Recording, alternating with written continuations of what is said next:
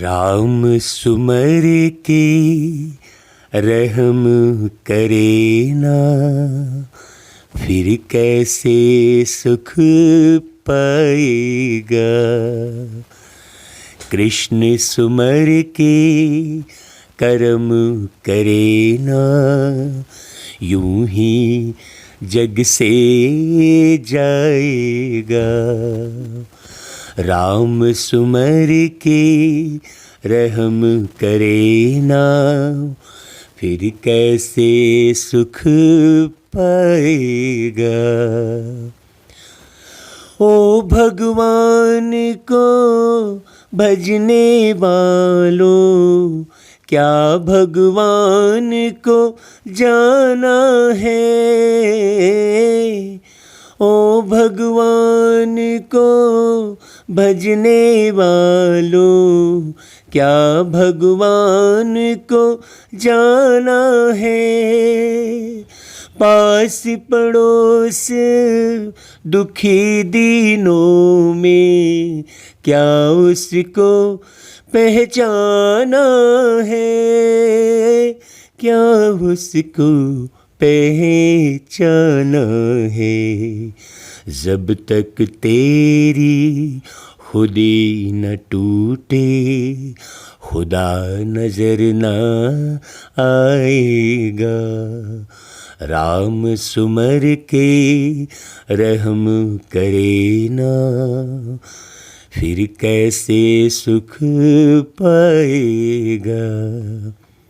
तो ये जो भजन है, इसमें बड़ी गहन गंभीर समझने की बात है। राम को सुमर के, आप राम राम रट रहे हो, राम को याद कर रहे हो मान लो आप, लेकिन यदि राम के समान आपके हृदय में रहम नहीं आया प्रत्येक आत्माओं के प्रति। एक है आत्मा राम और एक है परमात्मा राम। हाँ, आत्मा राम बहुत हैं, सारी दुनिया में आत्माएं हैं, लेकिन परमात्मा राम एक है। तो उस परमात्मा राम को क्या आपने पहचाना? पास पड़ोस दुखी दीनों में जो कह रहे हैं, क्या आपने प्रत्येक आत्माओं के प्रति अपने अंदर में रहम भाव लाया? हाँ भाई, केवल ज्ञान सुनने से और बस भजन गाने से बस काम थोड़ी चलेगा।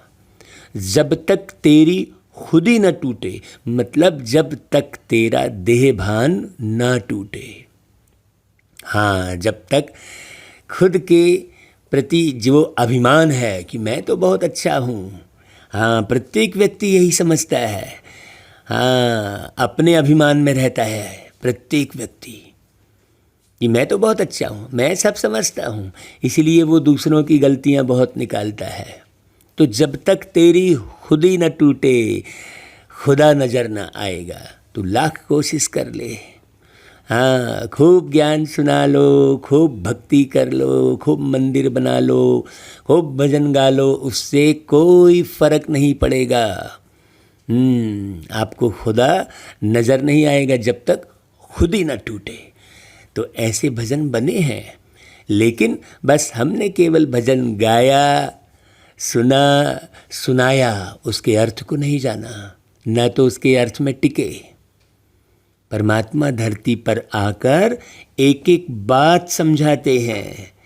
चाहे आप भजन के द्वारा समझो, चाहे मुरली के माध्यम से समझो, चाहे गीतों से समझो, लेकिन समझना तो पड़ेगा। आप चाहे कितना भी पीछे भागो, इसको छोड़ो, दुनिया में लगे रहो, अरे हमको क्या करना है, अरे किसने देखा है, ऐसे बहुत सारे लोग बहुत गफलती में रहते हैं। कई कहते हैं अरे मरने के बाद किसने देखा है। अरे मरने के बाद ही तो तुमने ये जन्म पाया है, फिर से देख तो रहे हो तुम अपने जीवन को, जो बिल्कुल रोगी हो पड़ा है, धन का कष्ट है, तो जन जन में आपस में बैर है, तो परिवार में सुख शांति नहीं है। ये क्या है? ये नहीं देख रहे हो क्या? तो कहते हैं अरे किसने देखा है मरने के बाद? मरने के बाद ही तो तुम फिर से आए हो। ये जन्म लेना ही तो ये सिद्ध करता है कि तुम मरे थे कभी ना कभी। है कि नहीं भाई? ये बात बड़ी समझने की है। तो जिस आत्मा को, जिस बच्चे को ये समझ में आ जाता है कि भगवान धरती पर आकर हमें कई प्रकार से मार्गदर्शन देते हैं, वो आते हैं इस धरती पर और ज्ञान मुरली सुनाते हैं और सुनाकर हमारे प्राणों की रक्षा करते हैं। प्राणों की रक्षा करने वाले केवल एक परमात्मा है। और प्राणों की रक्षा कोई अस्त्र शस्त्र या गोले बारूद से नहीं होती है। प्राणों की रक्षा समझदारी से होती है। प्राणों की रक्षा आपसी प्रेम से होती है। प्राणों की रक्षा जो है ज्ञान से होती है। प्राणों की रक्षा परमात्मा की याद से होती है। प्राणों का रक्षक केवल एक परमात्मा है, उसे अच्छी रीति जानो। ओ भगवान को भजने वालों, क्या भगवान को जाना है? जाना है क्या तुमने? केवल भजन बस करने से थोड़ी बनेगा भाई। देखो, ये गीत किसी संस्था का नहीं है, किसी व्यक्ति विशेष का नहीं है। ये भजन तो आप बहुत पहले सुने हैं और बहुत प्रसिद्ध हुआ है। तो समझो अच्छे से। बाबा कहते हैं, मीठे बच्चे, प्राण बचाने वाला प्राणेश्वर बाप आया है। तुम बच्चों को ज्ञान की मीठी मुरली सुनाकर प्राण बचाने, तुम्हारी आयु बचाने, तुम अकाले मौत से बच जाओगे यदि तुम प्राणेश्वर बाबा के, प्राणेश्वर का मतलब क्या हुआ? प्राण बचाने वाले ईश्वर, प्राणेश्वर। यदि तुम रोज मुरली सुनकर उनके शब्दों को अपने जीवन में उतारोगे, मुरली में जो बातें बाबा बता रहे हैं वैसा ही जीवन जीना शुरू करोगे, वैसा ही जीवन जियोगे, तो तुम्हारे प्राणों की रक्षा होगी। अकाले मौत नहीं मरोगे, चाहे दुनिया में कुछ भी हो जाए, तुम बच जाओगे। और तुम्हें बचना ही जरूरी है, क्योंकि तुम बच्चों के बचने से ही आगे का युग तैयार होता है। हाँ, इसलिए बहुत अच्छे से समझना भाई। निश्चय किसको, किन तकदीरवान बच्चों को होता है भाई? जिनको पूरा निश्चय है वो मुरली के बगैर रहेगा नहीं, मुरली के एक एक शब्द को फॉलो करेगा, स्वप्न में भी वो गलती नहीं करेगा। वो आत्मा इतना अशरीरी और इतना चैतन्य रहेगी कि वो हमेशा, यदि वो नींद में भी है तो वो जागृत अवस्था में है। यदि वो सो भी रही है वो आत्मा, तो रात को तो सोना ही पड़े, लेकिन वो योग निद्रा कहलाती है। योग निद्रा अर्थात जागृति वाली निद्रा। ऐसे नहीं सपने में कहीं का कहीं भाग रहे हैं, कुछ भी देख रहे हैं, पता ही नहीं है कहाँ सो रहे हैं। हाँ, ये है योगी। अपने अच्छे से नींद को चेक करो। तो तकदीरवान बच्चों को जो है यह निश्चय रहता है कि हमारी श्रेष्ठ तकदीर बनाने स्वयं बाप आए हैं। वो एक सेकंड भी इधर उधर वेस्ट नहीं करेगा। नहीं तो भाई अपनी तस्वीर में ही लगे हैं, अपने ही शरीर में लगे हैं, बस अपना ये नाक नक्शा, आँख कान मुंह देखे पड़े हैं। बस कितना सुंदर हूँ मैं, कितना सुंदर है ये, कितना, बस यही सारी दुनिया को ही देखे पड़े हैं। हाँ, बाप से हमें भक्ति का फल मिल रहा है, ये होश नहीं है। है ना भाई? माया ने जो पंख काट दिए हैं, वह पंख देने, अपने साथ वापस ले जाने के लिए बाप आए हैं। ये स्मृति रहेगी उस तकदीरवान बच्चे की। हाँ, नहीं तो आगे की तकदीर तो उसकी खलास हो रही है। वो इस मिटने वाली दुनिया में, मिटने वाली देह में बुद्धि अटका के रखा है, तो उसकी तकदीर प्रति सेकंड खराब हो रही है। पिछले जन्म के परिणाम स्वरूप जो मिल रहा है वो तो मिलेगा, लेकिन इस जन्म में यदि श्रेष्ठ कर्म नहीं किया श्रेष्ठ कर्म कौन सा है? सबसे श्रेष्ठ कर्म है भगवान की याद में रहना, और भगवान की याद में रहकर श्रेष्ठ कर्म होते हैं। अगर भगवान की याद नहीं है तो इन आँखों से दुष्कर्म होते रहते हैं। बहुत बारीक बात समझना।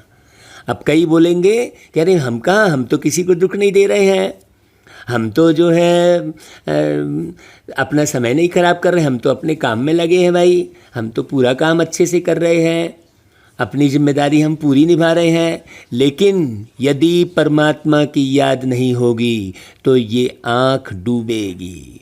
बाबा ने उसे कहा है कि भाई महापाप है काम कटारी चलाना, ये भी एक हत्या है कहते हैं बाबा। क्यों?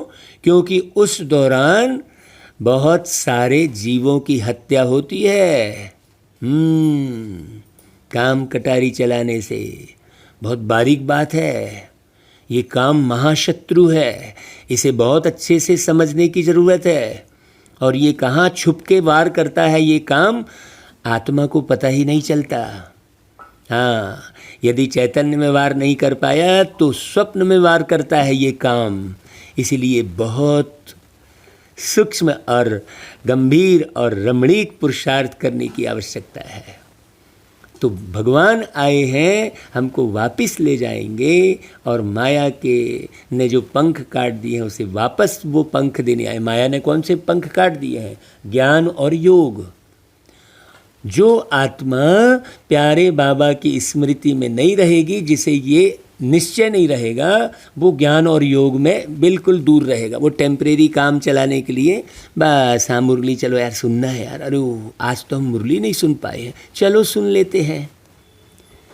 तो वो इस तरह से ज्ञान में चलेंगे। हाँ, अरे रे मैं तो बाबा को याद नहीं कर पाया हूँ, चलो 6 से 7 हो गया है टाइम, अब चलो 1 घंटे बैठ लेते हैं योग करने के लिए। उसे निरंतर स्मृति नहीं रहेगी। जो तकदीरवान नहीं होगा वो भोजन करते समय भोजन के भान में रहेगा, कपड़े पहनते समय कपड़े के भान में रहेगा, घूमने के समय घूमने के भान में रहेगा। हाँ, किसी भी जो है व्यक्ति विशेष से बात करते समय उसी के भान में रहेगा। उसे थोड़ी मालूम पड़ेगा कि सवेरे सवेरे प्यार के सागर परमात्मा आते हैं, मुरली चलाते हैं। कौन से सवेरे? ये संगम युग के बेहद के सवेरे। गीत तो सुनते हो ना, यह कौन आया आज सवेरे सवेरे, ओम शांति। सवेरे सवेरे यह कौन आकर मुरली बजाते हैं? दुनिया तो बिल्कुल ही घोर अंधियारे में है, तुम अभी मुरली सुन रहे हो। ज्ञान सागर पतित पावन प्राणेश्वर बाप से, वह है प्राण बचाने वाला ईश्वर। कहते हैं ना, हे ईश्वर इस दुख से बचाओ। वह हद की मदद मांगते हैं। अभी तुम बच्चों को मिलती है बेहद की मदद। क्यों? क्योंकि बाप तो बेहद का है ना भाई। तुम जानते हो आत्मा गुप्त है और बाप भी गुप्त है। आत्मा में कौन से विकर्म छुप जा रहे हैं, कहाँ से विकर्म जाके आत्मा में मर्ज हो जा रहे हैं, ये मालूम नहीं पड़ता है। इसलिए बहुत अटेंशन देकर जीवन जीना होता है। ऐसे थोड़ी बस के जो आया सो कर रहे हैं, जो मन आया सो कर रहे, जहाँ मन आया सो घूम रहे। हाँ, ऐसा थोड़ी है। जब बच्चे का शरीर प्रत्यक्ष है तो बाप भी प्रत्यक्ष है। आत्मा गुप्त है तो बाप भी गुप्त है। हाँ भाई, शरीर प्रत्यक्ष है तो बाप भी प्रत्यक्ष है। आप शरीर में बैठकर बाबा को याद कर सकते हो, बाबा के बारे में बता सकते हो, बाबा जैसा डायरेक्शन दे रहे हैं वैसा जीवन जी के दिखा सकते हो दुनिया वालों को। तुम जानते हो बाप आया हुआ है हमको बेहद का वर्षा देने। उनकी है श्रीमत। सर्वशास्त्रमयी शिरोमणि गीता मशहूर है, सिर्फ उनमें नाम बदली कर दिया है। बाप के बदले बच्चे का नाम डाल दिया है। अब तुम जानते हो श्रीमत भगवानुवाच है ना। यह भी समझ गए, भ्रष्टाचारी को श्रेष्ठाचारी बनाने वाले एक ही परम पिता परमात्मा मालिक बाप है। हाँ, और कोई इस दुनिया में भ्रष्टाचारी नहीं मिटा सकता। भ्रष्टाचार को इस दुनिया में कोई नहीं मिटा सकता। बस खाली नारे लगाएंगे भ्रष्टाचार मिटाना है, अरे भाई है, और भ्रष्टाचार मिटाना है कहेंगे और मुख्यमंत्री के बंगले का घेराव करेंगे, तो ये कौन सा भाई श्रेष्ठ आचरण है? घेराव करना, धरना करना, प्रदर्शन करना, उल्टे सुल्टे किसी के लिए बोलना, ये कौन सा श्रेष्ठ आचरण है? भ्रष्टाचार मिटाने के लिए आगे बढ़ते हैं और ढेर सारा भ्रष्टाचार करते रहते हैं। तो भगवान बाप ही भ्रष्टाचार को मिटा सकता है। इसलिए अब केवल भगवान बाप को जानने समझने का प्रयास करो। अब किसी व्यक्ति विशेष को मत जानो समझो। वही नर से नारायण बनाते हैं। एक कथा भी तो सत्यनारायण की है, गाया जाता है अमर कथा। अमरपुरी का मालिक बनने अथवा नर से नारायण बनने की ही कथा है ना। बात एक ही है, यह है मृत्यु लोक। हाँ, यहाँ पर हर कोई आता है, आके चला जाता है, कोई न ठहरा यहाँ न ठहर पाता है।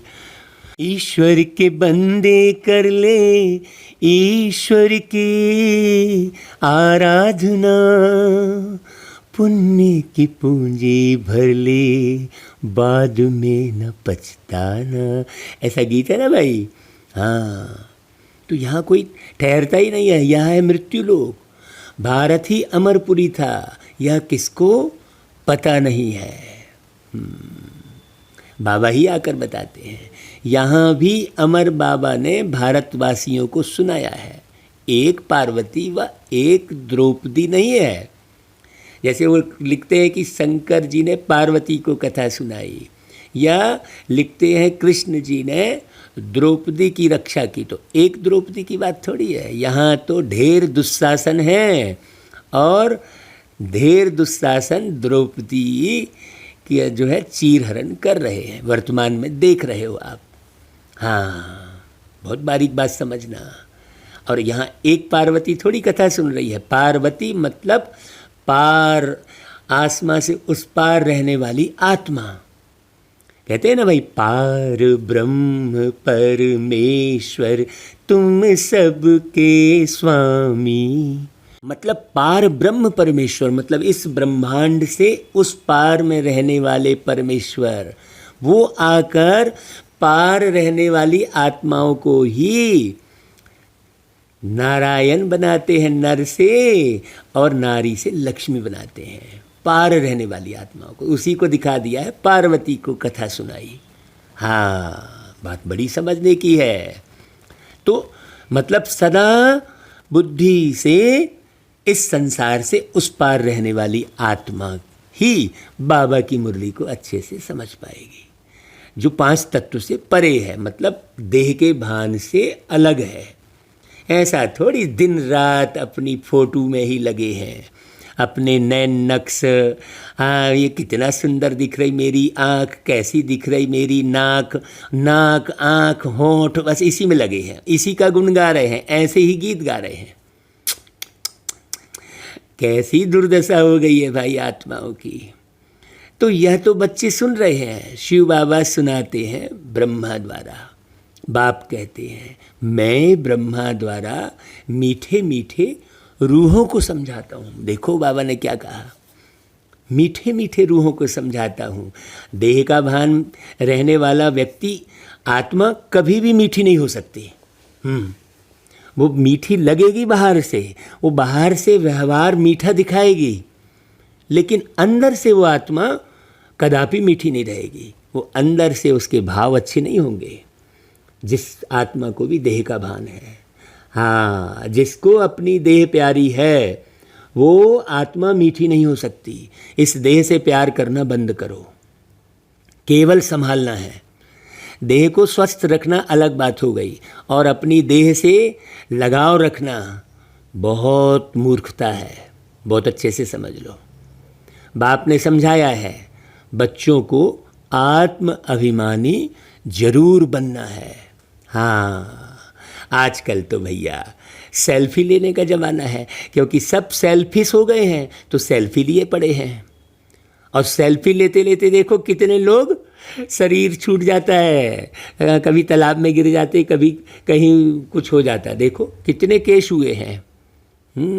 फिर भी समझ में नहीं आता कि नहीं भाई, हमें सेल्फिशपना छोड़ना है, हमें अपना स्वार्थ छोड़ना है, हमें परमार्थी बनना है। ये समझ में नहीं आता है। ड्रामे में कई सीन ऐसे आते हैं समझाने के लिए। घर का अच्छा खासा सगा संबंधी, अच्छा स्वस्थ बाप कब शरीर छोड़ देता है पता नहीं चलता है। लेकिन समझ में नहीं आता है, इतने सारे लोग शरीर छोड़ छोड़ के जा रहे हैं, शरीर कभी भी छूट जाए, लेकिन समझ में नहीं आता है।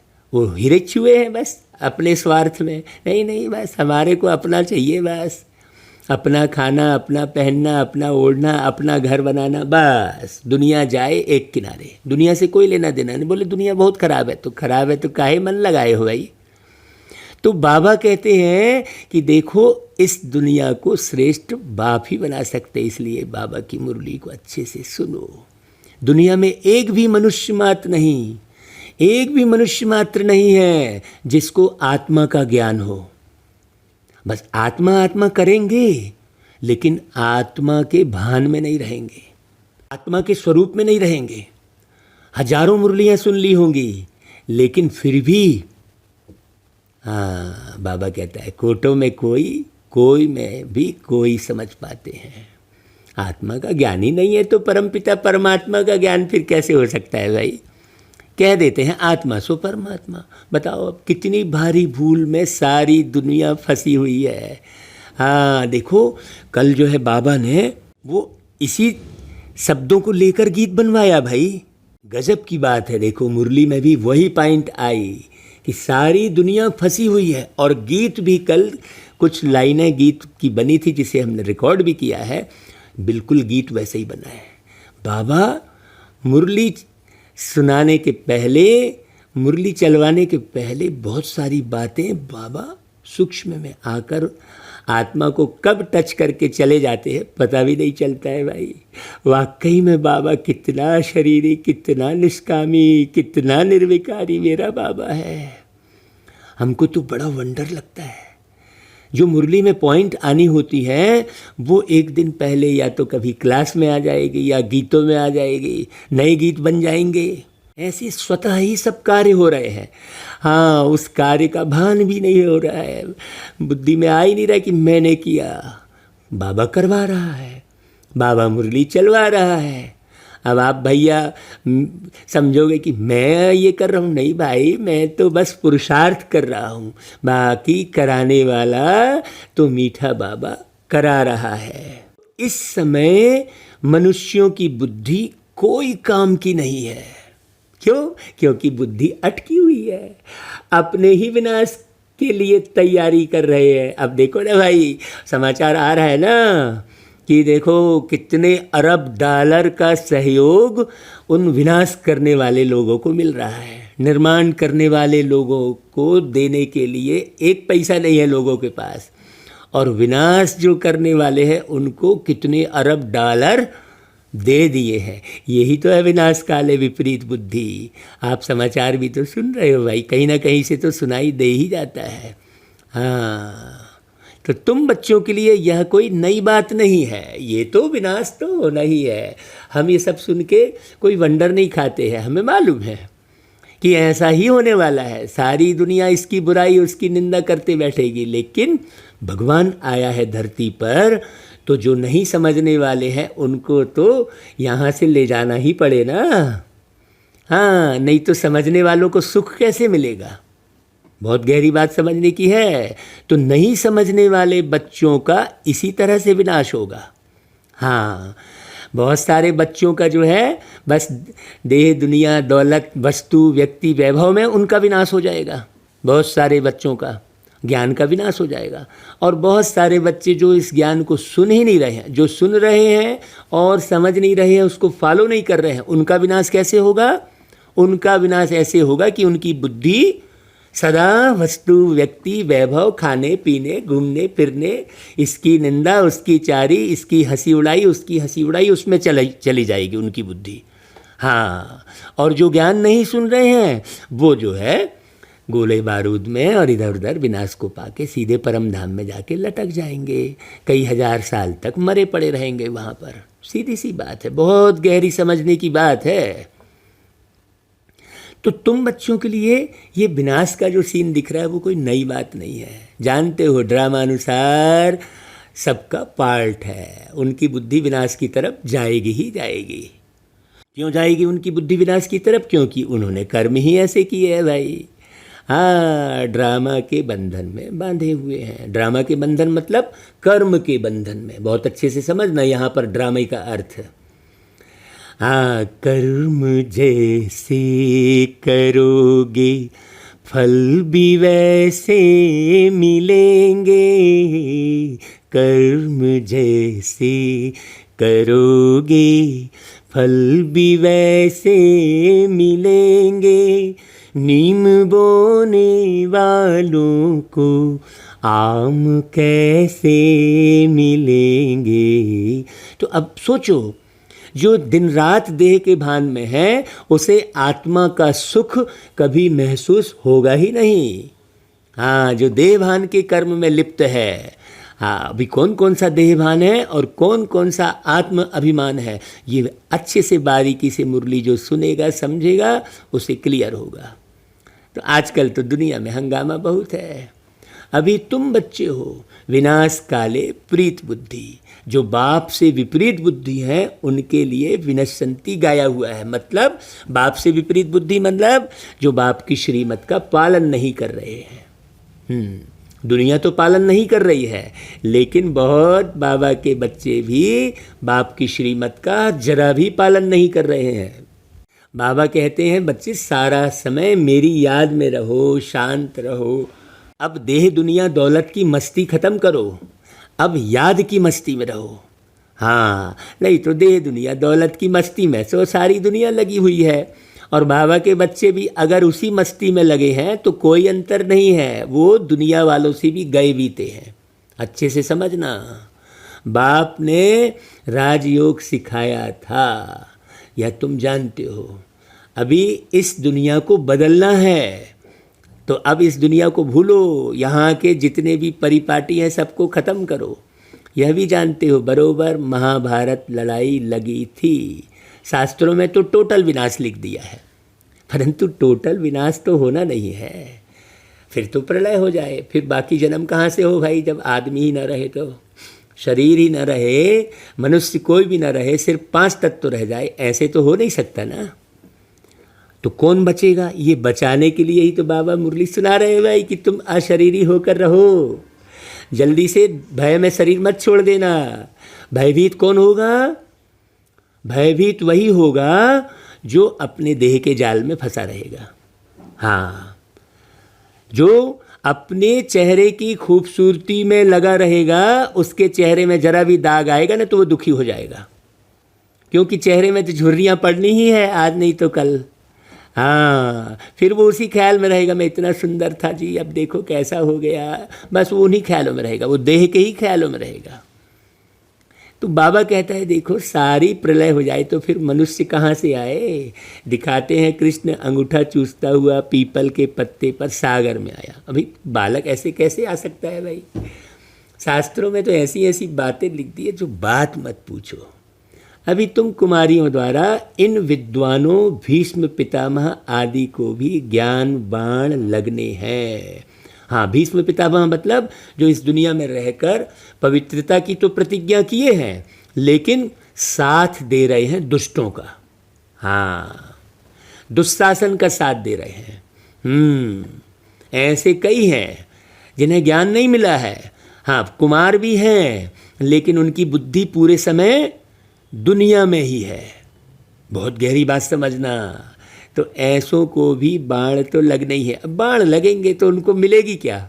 बाणों की सैया, मिलेगा तो कुछ नहीं। वह भी आगे चल कर आएंगे। जितना जितना तुम सर्विस में जोर भरेंगे बाप का परिचय सबको देते रहेंगे, उतना तुम्हारा प्रभाव पड़ेगा। हाँ भाई, बाप का परिचय कैसे? ऐसे थोड़ी कि हाँ वो बिंदु रूप है, परम धाम में रहता है, केवल इतना ही परिचय बाप का परिचय नहीं हो जाएगा। हाँ, बाप का परिचय मतलब बाप समान बन कर दिखाएंगे। हाँ, इस दर्द भरी दुख भरी दुनिया में भी आप बाबा की याद में सुखी दिखेंगे। तब लोगों को लगेगा अरे इनके पास तो कुछ नहीं है, फिर भी ये इतने खुश क्यों है, क्यों? तब उनको मालूम पड़ेगा नहीं भाई हमको तो बाप मिला है। भाई ऐसे कार्य में विघ्न भी पड़ेंगे, यह भी गाया हुआ है। हाँ, जो भाई जितना धनवान होता है, चोर तो उसी के यहाँ ही घुसता है, कंगाल के यहाँ चोर थोड़ी घुसता है। तो आप जितना ज़्यादा ज्ञान उठाएंगे, जितना आप बाबा की याद में रहेंगे, माया चोर भी उतना ही आएगी। हाँ, बड़ी गहरी बात समझ रहा। तो आसुरी संप्रदाय के इस ज्ञान यज्ञ में बहुत विघ्न पड़ते हैं। हाँ भाई, आसुरी संप्रदाय वाले तो विघ्न डालेंगे ना भाई। तुम अच्छे गीत गाने लगोगे तो कोई पसंद नहीं करेगा। आप बहुत अच्छे से समझना, तुम श्रेष्ठ मार्ग पर चलोगे तो भ्रष्ट मार्ग वाले तुमसे किनारा करते चलेंगे। तुमको लगेगा अरे यार हम तो अकेले हो गए। अरे तुम अकेले नहीं हो भाई, तुम्हारे साथ वो परमात्मा है। भ्रष्ट वाले तुम्हारा साथ नहीं देंगे। तुम अगर श्रेष्ठ मार्ग पर चलोगे तो सारे भ्रष्ट, आप देखना धीरे धीरे सब घर गृहस्थ के लोग, दोस्त मित्र सब तुमसे किनारा करने लगेंगे। क्यों? क्योंकि वो श्रेष्ठ मार्ग पर चल ही नहीं सकते, तो तुम्हारी तरफ ध्यान कहाँ से देंगे? हाँ, तो बहुत अच्छे से समझना, ज्ञान और योग बाप ही सिखला रहे हैं, तुम सिखला नहीं सकेंगे। सदगति दाता एक ही बाप है, वही पतितों को पावन बनाते हैं, तो जरूर पतितों को ही ज्ञान देंगे ना। बाप को कब सर्वव्यापी माना जा सकता है क्या? है तुम बच्चे समझते हो हम पारस बुद्धि बन पारस नाथ बनते हैं। मनुष्य ने तो मंदिर कितने ढेर बनाए हैं, परंतु वह कौन है, क्या करके गए, अर्थ नहीं समझते हैं। पारसनाथ का भी मंदिर है, भारत पारसपुरी था। अभी देखो कितनी गहरी बात है। बाबा ने एक एक लाइन में बहुत इशारे में समझाते हैं बाबा। हाँ, भारत पारसपुरी था, मतलब तुम पारसनाथ बन के ये पूरा भारत ही मंदिर बन जाता है। हाँ, सोने हीरे जवाहर के महल थे, कल की बात है ना। वह तो लाखों वर्ष के देते हैं सिर्फ एक सतयुग को, और बाप कहते हैं भाई सारा ड्रामा ही 5000 वर्ष का है। इसलिए कहा जाता है आज भारत क्या है, कल का भारत क्या था। लाखों वर्ष की तो किसको स्मृति रह न सके, कल की स्मृति नहीं रहती है तो लाखों वर्ष की कहाँ से होगी भाई। भाई अभी जैसे तुम जिस शरीर में बैठे हो तो कितनी उम्र होगी तुम्हारी, 50-100 है ना भाई, उससे ऊपर तो नहीं ना। तो अब बताओ पिछले जन्म का याद है क्या? कुछ नहीं है, तो कहाँ से भाई और 50,000 और लाखों वर्ष की बात याद आ गई। सब गपोड़ शंख लगाए बैठे हैं। तुम बच्चों को अब स्मृति मिली है, जानते हो 5000 वर्ष की बात है। बाबा कहते योग में बैठो, अपने को आत्मा समझ, बाप को याद करो। यह ज्ञान हुआ ना, वह तो है हठ योगी।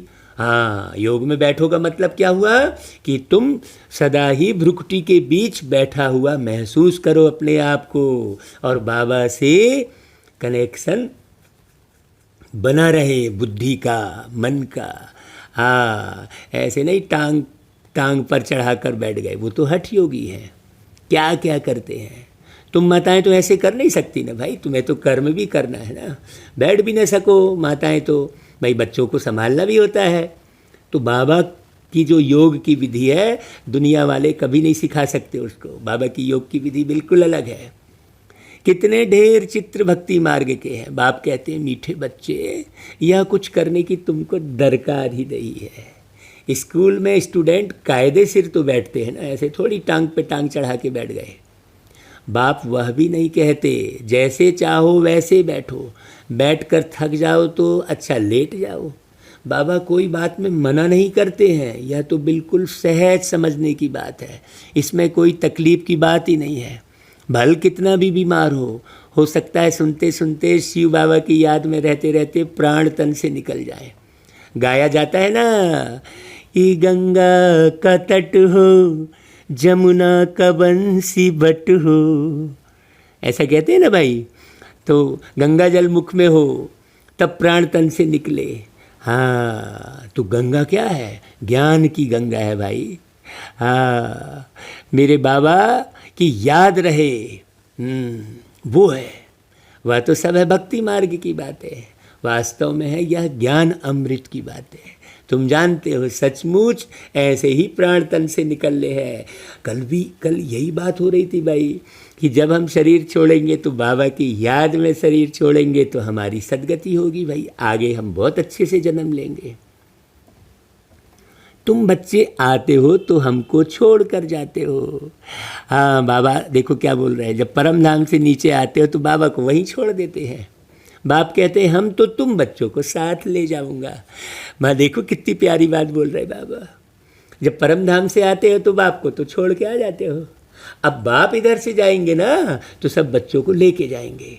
मैं आया ही हूँ तुम बच्चों को घर ले जाने के लिए। हाँ, ज्योति के देश में वो शांति धाम प्यारा है, जाना वही हम सबको इस जहाँ से न्यारा है। हमें अब जाना है कि अब घर जाना है। तो बाबा की याद में कैसे कैसे गीत बन गए भाई। हाँ, और हमेशा अब देखो एक गीतकार, गायक, कलाकार जो है ना वो बहुत फ़ायदे में रह सकता है। क्यों? क्योंकि वो बाबा की याद में गीत गाता रहेगा, हमेशा अंदर गुनगुनाता रहेगा, कोई सुनने वाला नहीं है तो अकेला ही नाच नाच के गाता रहेगा। हाँ भाई, हम तो ऐसे ही करते हैं, कोई नहीं रहता है तो बस बाबा की याद में मगन होके एक कमरे में ही खूब बाबा के संग नाचते रहते हैं। हाँ, तो हेल्थ, वेल्थ, हैप्पीनेस तीनों बरकरार रहते हैं। तो बाबा देखो कैसे समझा रहे हैं कि भाई हम घर ले जाने के लिए आए हैं। तुमको ना अपने घर का पता है ना आत्मा का पता है। माया ने बिल्कुल ही पंख काट डाले हैं, इसलिए आत्मा उड़ नहीं सकती है क्योंकि तमो प्रधान है, परम धाम जा नहीं सकती। जब तक सतो प्रधान ना बने तब तक शांति धाम में जा कैसे सकती। यह भी जानते हो ड्रामा प्लान अनुसार सबको तमो प्रधान बनना ही है। इस समय सारा झाड़ जड़जड़ी भूत हो गया है, इसलिए वो जड़जड़ी भूत झाड़ को मत देखो, नई कलम लगाओ। हाँ, नया बीज बो। हाँ, वो झाड़ को ही मत देखते बैठे रहो। हाँ, यहाँ किसकी सतो प्रधान अवस्था हो ना सके। यहाँ आत्मा पवित्र बन जाए तो फिर यहाँ ठहरे ही नहीं, एकदम भाग जाए। सब भक्ति करते ही है मुक्ति के लिए, परंतु कोई भी वापस जा नहीं सकते। लॉ नहीं कहता सतो प्रधान बने बगैर कोई नहीं जाएगा। हाँ, जब तक बुद्धि पूरी तरह से वस्तु, व्यक्ति, वैभव से नहीं हट जाएगी, देह, दुनिया, दौलत से नहीं हट जाएगी, तब तक वो आत्मा जा नहीं सकती। इसलिए विनाश को समझ कर कहीं जाएंगे। जब सब नष्ट हो जाएगा तो जाएंगे ही भाई। क्या करेंगे, यहाँ तो कुछ रहेगा नहीं। हाँ, बाप यह सब राज बैठ समझाते हैं धारण करने के लिए। हाँ, अभी विनाश सब कुछ हो गया है, ये समझ लो आप। इसलिए बाबा को याद में रहो, बाबा को अपने पास रखो। हाँ, मुख्य बात है बाप को याद करना, स्वदर्शन चक्रधारी बनना। स्वदर्शन चक्रधारी बनना मतलब बहुत बारीकी से ध्यान देना। हाँ, कि भाई जब हम कहीं जा रहे हैं, कहीं बैठ रहे हैं, कहीं उठ रहे हैं, किसी से बात कर रहे हैं तो किस अवस्था में है। हाँ, स्वदर्शन चक्रधारी बनना। हमेशा हम कहीं माने किसी से बात कर रहे हैं, किसी से मिल रहे हैं, कुछ भी कर्म कर रहे हैं तो कैसी अवस्था है, ये स्वदर्शन चक्रधारी है। बीज को याद करने से सारा झाड़ बुद्धि में आ जाएगा। तो बाबा की याद में रहोगे तो सारा कुछ समझ में आ जाएगा। फिर ये नहीं देख सकता और वो देखूंगा, ऐसी वाली बात नहीं रहेगी। आप हर एक चीज़ देख लेंगे। आप खूने नाहक खेल को भी बड़े अच्छे से देखते रहेंगे। हाँ, ड्रामा है ना भाई। हाँ, है कि नहीं। तो बीज रूप तो एक बाप है, दुनिया में किसको भी पता नहीं है। तुम 1 सेकंड में सब जान लेते हो। मनुष्य सृष्टि का बीज रूप सभी का एक बाप है। कृष्ण भगवान थोड़ी, भाई कृष्ण तो एक शरीर है ना भाई, दिख रहा है बकायदा। कृष्ण को ही श्याम सुंदर कहते हैं, तो वो श्याम कब बना? ऐसे थोड़ी कि कोई तक्षक सर्प मैंने डस लिया तो काला हो गया। अरे सर्प डसने से काला थोड़ी हो जाएगा भाई, सर्प डसने तो व्यक्ति खत्म ही हो जाएगा, शरीर छूट जाएगा। यह तो काम चिता पर चढ़ने से मनुष्य काला होता है, आत्मा काम चिता पर चढ़ने से काली हो जाती है। तो अब तो भाई काम कटारी चलाना बंद करो। जब पूरा राज बाबा ने बता दिया तो अब काहे को बार बार सर्प से डसवा रहे हो? हाँ, राम को भी काला दिखाते हैं, तो सबको काम नहीं। अब भाई राम को कौन से सर्प ने डसा भाई? चलो कृष्ण जी का तो तुमने बोल दिया कि तक्षक सर्प ने डसा, अभी राम सबको तो काला दिखा रहे हैं भाई, तो उनको भला किसने डसा? कुछ भी समझते नहीं है। फिर भी जिनकी तकदीर में है, निश्चय है तो जरूर बाप से वर्षा लेंगे। निश्चय नहीं होगा तो बस ढुलमुल चलते रहेंगे, कभी भी नहीं समझेंगे। हाँ, वो ज्ञान में चल रहे हैं, समझेंगे अपने आप को, लेकिन ज़रा भी ज्ञान में नहीं चल रहे हैं। अच्छी रीति समझना, सारा समय उनका जो है देह दुनिया दौलत रिश्ते नाते इन्हीं में बुद्धि लटकी है। बाप बेटे मताई बहना ये सब में चक्कर में लगे हैं। तकदीर में नहीं है तो तदबीर भी क्या करेंगे भाई? तकदीर में नहीं है तो फिर वह बैठते ही ऐसे जैसे कुछ भी नहीं समझते हैं। इतना भी निश्चय नहीं कि बाप आए हैं बेहद का वर्षा देने। हाँ भाई, जिसको निश्चय होगा ना वो मुरली सुने और सुनाए बगैर रहेगा ही नहीं। वो जहाँ भी जाएगा वो कोई ना कोई बहाने से उसे भगवान का ही ज्ञान सुनाएगा। हाँ, चाहे वो व्यापार का बहाना हो, चाहे गीत सुनाने का बहाना हो, चाहे कुछ भी हो, चाहे नौकरी करने का हो, चाहे जगह जगह घर घर जाकर घूमने का हो, कोई भी बहाना हो, उसकी बुद्धि में बाबा ही रहेंगे। हाँ है ना भाई? भाई जैसे कोई नया आदमी मेडिकल कॉलेज में जाकर बैठे तो क्या समझेंगे? कुछ भी नहीं समझेंगे। यहाँ भी ऐसे आकर बैठते हैं। हाँ, इस अविनाशी ज्ञान का विनाश नहीं होता है, वह फिर क्या आकर करेंगे? राजधानी स्थापन होती है तो नौकर चाकर, प्रजा के भी नौकर चाकर, भाई सब चाहिए ना, वही बनेंगे। आगे चल कुछ पढ़ने की कोशिश करेंगे, परंतु मुश्किल, क्योंकि उस समय बहुत हंगामा होगा। फिर उस समय लगेगा अरे यार हमने तो अपनी अवस्था बनाई ही नहीं। हाँ, बहुत हंगामा होगा, क्योंकि उस समय दिन प्रतिदिन तूफान तो बढ़ते जाते हैं। ये तो अभी शुरू हो चुका है भाई, ये तो बाबा ने बहुत पहले मुरली चलाई थी। इतने सेंटर्स हैं, कई आकर अच्छी रीति समझेंगे भी। यह भी लिखा हुआ है ब्रह्मा द्वारा स्थापना, तो विनाश भी सामने खड़ा है। विनाश तो होना ही है। कहते हैं जन्म कम हो परंतु झाड़ की वृद्धि तो होनी ही है ना भाई। जब तक बाप है तब तक तो सब धर्म की आत्माओं को यहाँ आना ही है ना भाई। बाप यहाँ बैठा है तो वहाँ रह के क्या करेंगे? वैसे तो वहाँ लटके रहते हैं। जब बाप आता है तो फिर और जनसंख्या बढ़ती जाती है, सब नीचे आते हैं। ये कितनी गहरी बात है, ये कोई सोच ही नहीं सकता। बाबा मुरली में सुना दे रहे हैं, लेकिन समझने वाला चाहिए। जब बाप यहाँ बैठा है तो सभी धर्म की आत्माओं को यहाँ आना ही है। जब जाने का समय होगा तब आत्माओं का आना बंद होगा। अभी तो सबको आना ही है, पूरे आ जाएंगे। परंतु यह बातें कोई समझते थोड़ी है भाई। कोई किसी भाई आत्माभिमानी स्थिति में है ही नहीं तो समझेंगे कहाँ से भाई। कहते भी हैं भक्तों का रक्षक भगवान, तो जरूर भक्तों पर आपदा आती है ना भाई। कौन सी आपदा आती है? ये विषय विकार, और कौन सी आपदा है? रावण राज्य में बिल्कुल ही सब पाप आत्मा बन पड़े हैं। अब गाते हैं भीड़ पड़ी भक्तों पर, आपदा आन पड़ी, हे प्रभु बचाओ। लेकिन कौन सी आपदा है ये भी नहीं मालूम है। रावण राज्य में बिल्कुल ही सब पाप आत्मा बन पड़े हैं। रावण राज्य है कलयुग अंत में और राम राज्य है सतयुग आदि में। ये किसी को मालूम नहीं। वो तो भैया कहीं का कहीं दिखा देते हैं। कृष्ण जी को द्वापर युग में दिखा देते हैं, कुछ भी ज्ञान नहीं है।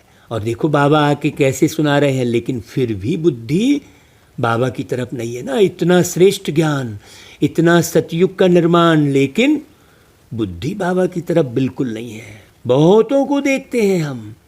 हाँ, सारा देश विदेश घुमाया बाबा ने, पूरी लिस्ट बनवाई है बाबा ने, एकदम कोटों में कोई ही दिखाए हैं। हाँ, गिने चुने ही समझ में आए हैं। हाँ, उनका नाम भी हम कैसे बताएं, बाबा भी सब जानते हैं और बाबा बच्चों को भी जन्माते हैं। तो इस समय सब आसुरी रावण संप्रदाय है ना, कहते हैं फलाना स्वर्गवासी हुआ, तो इसका मतलब यह नरक है ना। स्वर्गवासी हुआ तो अच्छा नाम है, यहाँ तब क्या था, जरूर नरकवासी था ना भाई। यह भी समझते नहीं है कि हम नरकवासी हैं। अब तुम समझते हो, बाप ही आकर स्वर्गवासी बनाएंगे। गाया भी जाता है भाई, बाप ही आकर स्व का परिचय देते हैं। स्वर्ग में स्व अक्षर पहले है ना भाई, स्व का परिचय देकर सारा वर्ग भेद मिटाते हैं, बस और क्या, इतनी सी तो बात है। तो गाया भी जाता है, वही आकर हेवन स्थापन करेंगे। सभी गाते रहते हैं, पतित पावन सीताराम, हम पतित हैं, पावन बनाने वाले आप हो। यह कहते हैं ना, वह सब हैं भक्ति मार्ग की सीताएं, बाप है राम। किसको सीधा कहो तो मानते ही नहीं है, राम को बुलाते हैं। अभी तुम बच्चों को बाप ने तीसरा नेत्र दिया है, तुम जैसे कि अलग दुनिया के हो गए हो। बिल्कुल राइट बात है भाई, हाँ, एकदम अलग रहते हैं। बाप समझाते हैं, अभी सबको तमो प्रधान भी जरूर बनना है, तब तो बाप आकर सतो प्रधान बनाए। बाप कितना अच्छी रीति बैठ समझाते हैं भाई। कहते हैं, भल तुम बच्चे सर्विस भी अपनी करते हो, सिर्फ एक बात याद रखो, बाप को याद करो। हाँ, ऐसा नहीं कि सर्विस ही याद आ रही है। सतो प्रधान बनने का और कोई रास्ता बता ना सके। सर्व का रूहानी सर्जन एक ही है। इसलिए देखो, वो सर्जन भी लास्ट में क्या बोलता है, भाई इस रूह को यदि शरीर में बचाना है तो उस रूहानी परमात्मा को याद करो। वो सर्जन भी यही बोलता है। भाई आप डॉक्टर के पास ले जाते काहे के लिए हो? डॉक्टर के पास ले जाते इसलिए हो कि इस आत्मा में रूह बैठी रहे, ये मत जाए। लेकिन भाई रूह कब बैठी रहेगी? जब रूहानी परमात्मा की याद में रहेगी तो ताकत मिलती रहेगी। अब याद में नहीं रहेगी तो तुम कुछ भी कर लो। तो बाबा ही आकर आत्माओं को इंजेक्शन लगाते हैं, क्योंकि आत्मा ही तमो प्रधान बनी है ना भाई। पाप आत्मा कहते हैं ना, पाप शरीर थोड़ी कहते हैं। हाँ, बड़ी गहरी बात समझना, रोज रोज सुनोगे तब समझ में आएगा, और सुनोगे समझोगे और फिर धारण करोगे। ऐसे थोड़ी इधर सुन भी रहे हैं और उधर दुनिया में बुद्धि भी लगी हुई है। हाँ, ललक जो है बस दोस्त यार मित्रों में लगी है, धन दौलत में लगी है ललक नहीं भाई। शरीर निर्वाह अर्थ थोड़ा बहुत कमा लिए बस, ऐसा थोड़ी सारा समय धन दौलत में बुद्धि लगा के बैठे हैं। हाँ, सारा समय जो है घूमने फिरने में, खाने पीने में और बस फैशन में इधर उधर में लगे हैं। बाप को अविनाशी सर्जन कहा जाता है। आत्मा अविनाशी है, परमात्मा बाप भी अविनाशी है। अभी आत्मा सतो प्रधान से तमो प्रधान बनी है तो उनको इंजेक्शन चाहिए ना भाई। अब आत्मा को तो इंजेक्शन लगा नहीं सकता वो डॉक्टर, वो डॉक्टर तो लगाएगा शरीर को इंजेक्शन भाई। अब आत्मा छोड़ के चली गई तो वो शरीर में भी नहीं लगा पाएगा। सोचने की बात है, आत्मा शरीर छोड़कर चली गई तो क्या डॉक्टर उस शरीर को भी इंजेक्शन लगाएगा? क्या नहीं लगाएगा। बाप कहते हैं, बच्चे अपने को आत्मा निश्चय करो और अपने बाप को याद करो। हाँ, मुख्य पुरुषार्थ है। बुद्धि योग ऊपर में लगाओ तो स्वीट होम चले जाएंगे, क्योंकि अभी परम धाम जाने का समय है। हाँ, जैसे ही देखना यहाँ सब अब कुछ मिट गया है तो चुपचाप धीरे से शरीर छोड़ देना, मक्खन में बाल की तरह निकल जाना और चुपचाप चले जाना सीधे स्वीट साइलेंस होम। हाँ, तो जब ऐसे निरंतर याद में रहोगे तब ना जा पाओगे। तो तुम्हारी बुद्धि में है अभी हमें अपने स्वीट साइलेंस होम जाना है, तो निरंतर आप परम धाम की स्मृति में रहोगे तब ना जा पाओगे। बाद में बहुत पछताओगे, हम बता रहे हैं आपको। अच्छे से समझ लो, सब सुन लो। हाँ, आप जो पुरुषार्थ करना है वो कर नहीं रहे हो, तो तुम्हें बहुत पछताना पड़ेगा। बाबा कहते हैं जो ज्ञान में चल रहा है ना, बाकी लोग तो आंसू बहाएंगे, लेकिन जो ज्ञान में चलकर गफलती कर रहा है वो 100% खून के आंसू बहाएंगे। बाबा ने जो जो बात कही है वो सब प्रत्यक्ष में दिखाई दे रही है। अभी बाबा ने कहा था कि बच्चे तुम घर से निकल नहीं सकेंगे, सेंटर तक भी नहीं जा सकेंगे, तो वो सीन भी तो देख लिया ना। हाँ, तो बहुत अच्छे से समझो भाई। अच्छा भाई, बाबा फिर मीठे मीठे सिकी लधे बच्चों प्रति याद प्यार देते हैं, गुड मॉर्निंग करते हैं, नमस्ते करते हैं। हम बच्चे भी बाबा से जो छोड़ के आ गए थे बाबा को परम धाम में है, वो बाबा फिर धरती पर आया। देखो हम तो छोड़ के आ गए थे, लगे थे दुनिया में, जन्मवाई जन्मवास लगे थे, विषय विकारों में छी छी में लगे थे। अब तो बाबा आया है तो बाबा को खूब याद करो, बाबा को खूब प्यार करो, रोज़ नमस्ते करो, सुबह सुबह रोज़ जल्दी उठो और गुड मॉर्निंग करो। हाँ, सवेरे से उठकर ही देखो बाबा को गुड मॉर्निंग करते हो कि नहीं, कितना याद रहता है। अच्छे से पूछ लो कितने दिन आपने बाबा को गुड मॉर्निंग की है। सवेरे से उठकर बाबा को गुड मॉर्निंग जो बच्चा करता है उसकी मॉर्निंग बहुत अच्छी होती है, अर्थात सतयुग में वो पहले पहले आता है, बेहद की मॉर्निंग उसकी बेस्ट हो जाती है। अच्छा भाई, फिर सार ज्ञान और योग से बुद्धि को पारस बनाना है। कितना भी बीमार हो, तकलीफ हो, उसमें भी एक बाप की याद रहे, बस बीमारी याद न रहे। दूसरी पॉइंट, अपनी ऊंची तकदीर बनाने के लिए पूरा पूरा निश्चय बुद्धि बनना है। हाँ, बुद्धि योग अपने स्वीट साइलेंस होम में लगाना है। ऐसे नहीं लगेगी बुद्धि, प्रैक्टिस करनी होती है, बहुत ज्ञान को सुनना समझना होता है, तब फिर साइलेंस होम याद आएगा, तब साइलेंस होम के गीत बनेंगे। हाँ, देखो जितने भी गीत बने हैं, आवाज की दुनिया से, देखो गीत बने ना, अब मेरा घर नहीं है जमी पर, हैं कितने सारे गीत बने, सब साइलेंस होम की तरफ ले जा रहे हैं। तो सोचो।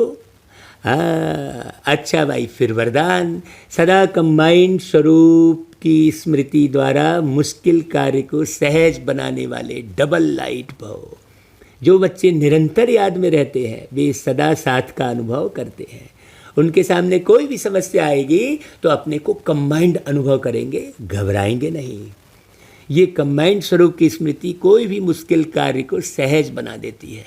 कभी कोई बड़ी बात सामने आए तो अपना बोझ बाप के ऊपर रख स्वयं डबल लाइट हो जाओ, तो फरिश्ते समान दिन रात खुशी में मन से डांस करते रहेंगे भाई अंदर से। हाँ, डांस करने वाला स्वस्थ रहता है। स्लोगन, किसी भी कारण का निवारण कर संतुष्ट रहने और करने वाले ही संतुष्ट मणि है। हाँ, आप गौर करो बहुत अच्छे से, कैसा पुरुषार्थ कर रहे हो, बहुत अच्छे से गौर करो और बताओ, फ़ोन करके बताओ भाई। जो है इसमें मुरली सुन रहे हैं यूट्यूब पर, वो फ़ोन करके बताएं अपनी अवस्था को। अच्छा भाई, फिर मातेश्वरी जी के कुछ वाक्य हैं, अनमोल महावाक्य। ज्ञान और योग का कंट्रास्ट बताया मम्मा ने। योग और ज्ञान दो शब्द है। देखो, योग कहा जाता है परमात्मा की याद को, और कोई की याद के संबंध में योग शब्द नहीं आता।